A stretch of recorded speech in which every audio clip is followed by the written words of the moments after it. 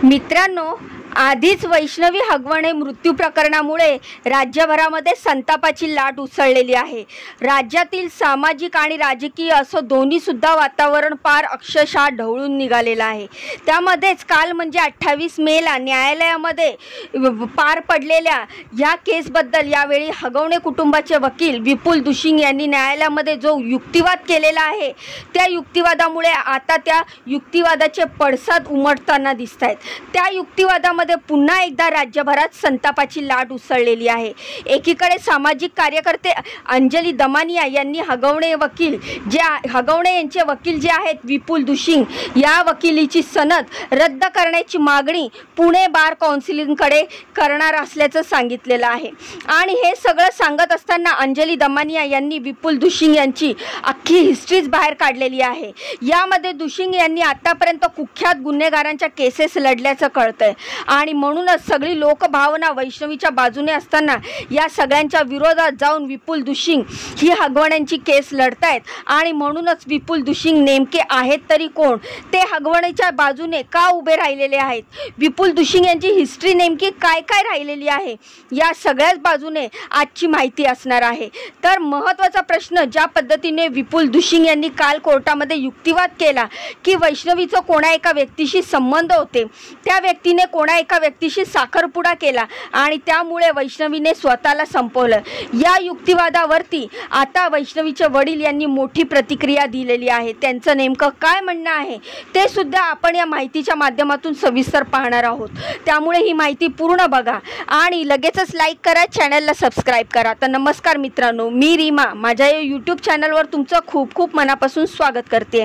तर मित्रांनो, सुरुवातीला ज्या वेळेस हे प्रकरण समोर आलं होतं त्यावेळेस सगळीकडूनच एकच रिक्वेस्ट केली जात होती की ज्या पद्धतीने हगवणे कुटुंबाने वैष्णवीचा छळ केला, शारीरिक असेल मानसिक असेल, या छळामुळे कुठल्याही वकिलाने हगवणेंची केस लढू नये। यामध्ये सुप्रिया सुळे मॅडमनी सुद्धा आवाहन केलं होतं की वकिलांनी हगवणे कुटुंबाची केस लढू नये, हगवणे कुटुंबाची केस हातात घेऊ नये।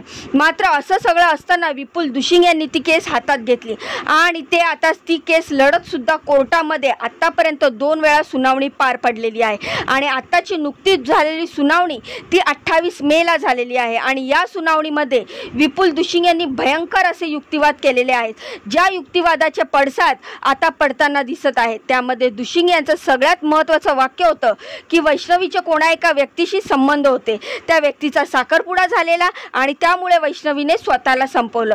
आता ज्या मुलीचं एखाद्या मुलावरती प्रेम आहे आणि म्हणून ती मुलगी वडिलांच्या आणि घरच्यांच्या विरोधात जाऊन त्या मुलाशी लग्न करते, तर ती मुलगी लग्नाच्या काही वर्षानंतर म्हणजेच 3 वर्षानंतर कोणाच्या तरी प्रेमात पडते आणि म्हणूनच स्वतःला संपवते, याचा विचार करणं खरंच सोपं नाहीये। त्या मुलीला 9 महिन्याचं बाळ होतं, आपल्या हातामध्ये एक बाळ असताना ती मुलगी एका कोणा व्यक्तीशी प्रेम करेल आणि मग या सगळ्या गोष्टींना घाबरून किंवा आणखीन काही करून स्वतःला संपवेल, तर हे खरंच शक्य आहे का, याचा सुद्धा विचार करणं गरजेचं आहे। आता ज्या पद्धतीने हगवणेंच्या वकिलांनी सांगितलं की तिचं कोणाशी तरी संबंध होतं, त्या व्यक्तीचा साखरपुडा झालाय आणि त्या व्यक्तीने तिला नकार दिला म्हणूनच वैष्णवीने स्वतःला संपवलं, यामध्ये कितपत तथ्य आहे हे सुद्धा आपण बघणारच आहोत। सुरुवातीला हगवणे यांचे वकील नेमके काय म्हणाले ते आधी बघूया। तर वैष्णवीचं दुसऱ्या व्यक्तीसोबत चॅटिंग सुरू होतं, त्या व्यक्तीचे दुसऱ्या मुलीशी म्हणजेच 19 मेला साखरपुडा झालेला, आम्ही त्या व्यक्तीचं नाव, डिटेल्स, साखरपुड्याची तारीख आणि चॅटिंगसुद्धा न्यायालयामध्ये सादर केलेले आहेत। आम्ही ते चॅट व्हिडिओ व्हायरल केले असते, पण वैष्णवी आमच्या घरची सून आहे, त्यामुळे आम्ही ती गोष्ट केवळ वैष्णवीच्या माहेरी सांगितली, असं हगवणे कुटुंबाच्या वकिलांनी सांगितलं आहे। या व्यतिरिक्त व्यवसायासाठी पैशाची आवश्यकता असल्याने हगवणे कुटुंबातील सर्वांचं सोनं गहाण ठेवण्यात आलेलं होतं। हे सोनं गहाण ठेवण्यासाठी वैष्णवीने सुद्धा विरोध केलेला नव्हता आणि त्याबाबत काही उल्लेख सुद्धा दाखल केलेल्या फिर्यादीमध्ये म्हटलेला नाहीये। थोडक्यात सांगायचं झालं तर हगवणे कुटुंबाचे वकील विपुल दुशिंग असं म्हणतात की जे 51 तोळे सोन्याचा प्रश्न आहे, ते 51 तोळे सोनं वैष्णवीला दिलं होतं, ते सोनं हगवणे कुटुंबाने गहाण ठेवलं। ज्या मुद्द्याला ते काय म्हणतायत की हगवणे कुटुंबाचे 5-5 व्यवसाय आहेत आणि या व्यवसायासाठी काही पैशांची गरज लागलेली होती। आता घरामध्ये ज्या वेळेस पैशांची गरज लागते त्यावेळेस आपण घरातलं सोनं गहाण ठेवतो, अगदी याच पद्धतीने वैष्णवीचं सुद्धा सोनं गहाण ठेवलेलं होतं, ज्याला वैष्णवीने कधीच विरोध केलेला नव्हता, असं आता हगवणेंचे वकील म्हणतायत. दुसरी गोष्ट म्हणजे वैष्णवीचा मृत्यू का झाला, तर तिचा कुठल्या तरी एका व्यक्तीशी संबंध होते. त्या व्यक्तीने 19 तारखेला साखरपुडा केला, ते हिला म्हटलं असावं, तिचा मृत्यू झाला, तिने स्वतःला संपवलं, अशा प्रकारचं वक्तव्य आता ते कोर्टामध्ये करत होते. यामध्ये कोर्टात त्यांनी चॅटिंग्स वगैरे सुद्धा दिलेले आहेत असं म्हटलं जात आहे. आता यामध्ये कितपत तथ्य आहे हे आपल्याला लवकरच कळेलच. हे सगळं सांगत असतानाच आता वैष्णवीच्या वडिलांनी सुद्धा याबाबत आपली प्रतिक्रिया दिलेली आहे आणि खरंच यामध्ये किती तथ्य आहे का हे त्यांनी सांगितलेलं आहे. खरंच वैष्णवी कुठल्या एका व्यक्तीशी चॅटिंग करायची का, याबद्दल आता वैष्णवीचे वडील नेमके काय म्हणतायत, त्यांनी नेमकं काय प्रतिक्रिया दिलेली आहे ते सुद्धा पाहूया.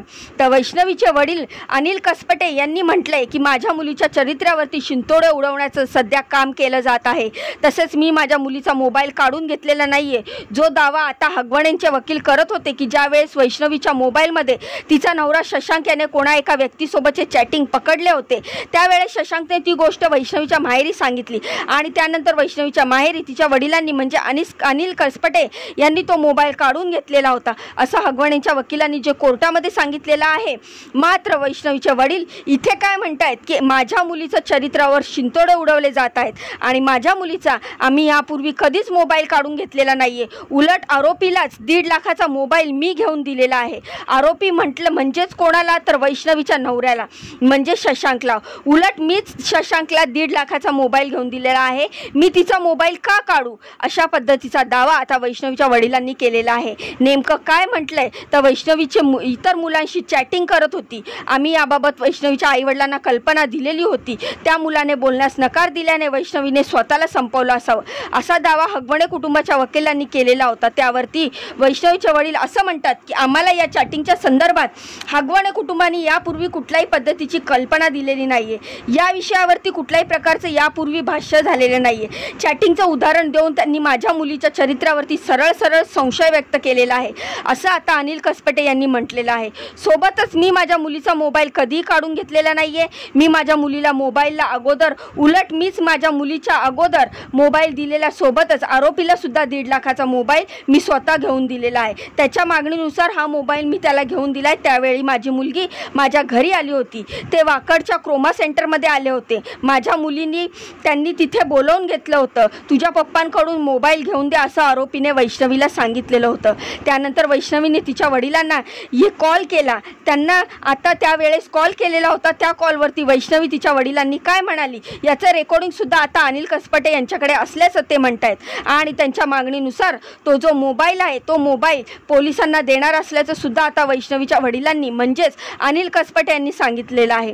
त्यामुळे कुठल्याही पद्धतीने आता वकिलांकडून ज्या पद्धतीने वैष्णवीचं चरित्र हनन करण्याचा प्रयत्न केला जातोय त्यामध्ये कुठल्याही प्रकारचं तथ्य नाहीये असं ते म्हणतात.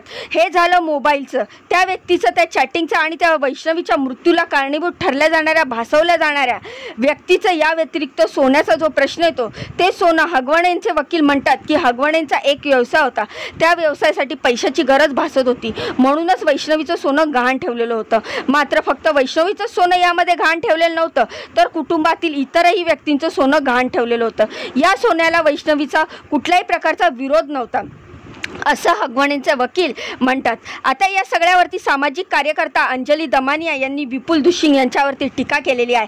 ते म्हणतात की दुशिंग यांनी गँगस्टर गजानन मारणे यांच्या 6 FIR, राहुल शेट्टी प्रकरणातील 9 आरोपी आणि पोर्शे प्रकरणात ब्लड सॅम्पल बदलणाऱ्या डॉक्टरांची केस घेतलेली आहे. त्यामुळे अशा कुख्यात गुन्हेगारांच्या केसेस लढणाऱ्या वकिलांवरती सुमोटो ॲक्शन घेतली पाहिजे अशी मागणी अंजली दमानिया यांनी केलेली आहे. सोबतच वकील कोर्टात वाटेल ते बोलू शकत नाही, घरगुती हिंसाचाराचं समर्थन करणाऱ्या अक्षया वकिलांची सनद रद्दच झाली पाहिजे आणि अशा वकिलांची सनद रद्द केल्यानंतर करावी अशी मागणी सुद्धा अंजली दमानिया यांनी ठामपणे मांडलेली आहे.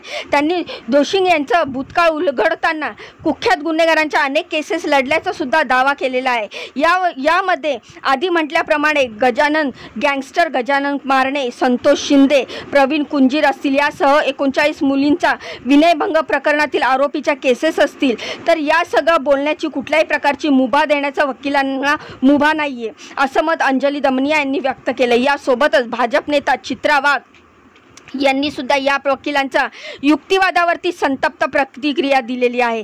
चित्रा वाघ मॅडम असं म्हणतात की पोरीला हाल करून मारलं आणि आता तिच्या चरित्रावरती बोलता, असं करून नेमकं काय सिद्ध करायचं असा थेट सवाल आता त्यांनी व्यक्त केलेला आहे. त्या म्हणतात या खविसाला कसे सगळे खविसच मिळतात, तसे या हगवणे आणि त्यांची बाजू मांडणारे मारल्यानंतर सुद्धा त्यांच्या चरित्रावरती बोलतात. लांडग्यांची पुढची औलाद आहे, तुम्ही माणसं नाहीच, तुम्ही पाईपने मारलं पाहिजे असं पुणे पोलिसांना उद्देशून सुद्धा त्यांनी म्हटलेलं आहे की एक पुरावा गोळा, वैष्णवीचे हे मारेकरी फासावरती लटकायला हवेत, अशा शब्दांमध्ये त्यांनी आता हगवणे कुटुंबावरती आणि वकील विपुल दुशिंग यांच्यावरती टीका केलेली आहे. आता यातच वकील विपुल दुशिंग यांच्यावरती 3 वर्षापूर्वीच म्हणजे 2022 मध्ये एक गुन्हा सुद्धा दाखल झालेला होता. तो नेमका काय आहे तर 2022 मधील पुण्यातील वडगाव मावळ न्यायालयामध्ये परिसरामध्ये वकील दुशिंग हे एका आरोपीचे वकीलपत्र सांभाळत होते, आरोपीचे काम करत होते, आरोपीचे ते वकील होते. त्यावेळी न्यायाधीशांसमोर सुनावणी होत असताना पुढची तारीख कोणती ठेवायची यावरून सरकारी वकील प्रेमकुमार अग्रवाल यांच्यासोबत विपुल दुशिंग यांचे वाद झाले. त्यामुळे चिडून न्यायालयाच्या बाहेर ते पडले आणि बाहेर पडताच अग्रवाल यांची विपुल दुशिंग यांनी कॉलर पकडली आणि त्यांना तिथेच मारहाण केली. या मारहाणीमुळे अग्रवाल यांच्या तक्रारीनंतर वकील दुशिंग यांना आणि त्यांच्यासोबत असणाऱ्या इतर 2 वकिलांवरती वडगाव मावळ पोलीस ठाण्यामध्ये गुन्हा दाखल करण्यात आलेला होता. पण न्यायालयाने त्यावेळी त्यांना अटकपूर्व जामीन दिल्याचं दुशिंग यांची 2022 मधली अटक टळलेली होती. त्यानंतर आता पुन्हा एकदा वैष्णवी हगवणे मृत्यू प्रकरणामुळे विपुल दुशिंग हे चर्चेत आलेले आहेत. आता या सगळ्यानंतर ज्या पद्धतीने काल हगवणेंचे वकील विपुल दुशिंग म्हणाले होते की हगवणेंच्या दारात 5-5 कोटींच्या गाड्या उभ्या राहतात, मग 40 लाखाची फॉर्च्युनरसाठी आम्ही काय भिकारडे आहोत का, अशा पद्धतीचे ते वक्तव्य होतं की आम्ही 40 लाखाची फॉर्च्युनर कशाला मागू जर आमच्या दारात 5-5 कोटीच्या गाड्या उभ्या असतील तर. आता तुमच्या दारात जर 5 कोटीची गाडी उभी आहेत तर तुम्ही 40 लाखाची फॉर्च्युनर मागणार नाही, ठीक आहे, एका पॉईंटला आपण हे मान्य सुद्धा करू. पण मग तुम्ही 40 लाखाची फॉर्च्युनर जर मागितली नाहीये तर मग तुम्हाला अधिक मासामध्ये अंगठी कशाला लागते, तर मग तुम्हाला ब्रँडेड कपड्यांचा फुल पोशाख कशाला लागतो, चांदीच्या गौऱ्या कशाला लागतात, तुम्हाला 1.5 लाखाचे मोबाईल कशाला लागतात, सासऱ्यांकडून दुसरी गोष्ट म्हणजे तुम्हाला सासरच्या मंडळीकडून चांदीची भांडीच का लागतात. ह्या सगळ्या गोष्टी बोलण्यात आल्या आहेत. सुरुवातीला सांगितल्याप्रमाणे केवळ लॉन्स, जेव्हा लग्नासाठी जो लॉन्स घेतलेला त्या भाड्यासाठी 10 लाख रुपये लागले. त्यानंतर जे डेकोरेशन केलं होतं, जी सजावट केली होती त्यासाठी 22 लाख रुपये खर्च करायला लागले. 5000 जणांना लग्नासाठी आमंत्रण द्यायला लावलेलं. हलकं फुलकं लग्न नाही ना, 5000 लोक बोलवली पाहिजे, त्यामुळे 5000 लोकांना आमंत्रण द्यायला लावलं. एका व्यक्तीच्या जेवणासाठी 1000 रुपये, तर 5000 ताटाचे 1000 रुपयाप्रमाणे 50 लाख रुपये केवळ जेवणावरती खर्च करण्यात आला होता. त्यानंतर पाहुण्यांचा सत्कार, त्यांचं स्वागत, त्यांच्या कपड्यावरती खर्च करायला लावला होता. लग्नाचे कंत्राट इव्हेंट मॅनेजमेंट कंपनीला द्यायला लावले होते, त्यांच्यावरती लाखो रुपये वैष्णवीच्या वडिलांनी खर्च केले होते. आणि अशा प्रकारे वैष्णवीच्या लग्नामध्ये जो फक्त एका दिवसासाठी 1.5 कोटी रुपये खर्च करण्यात आल्याची आकडेवारी आपल्या समोर येते.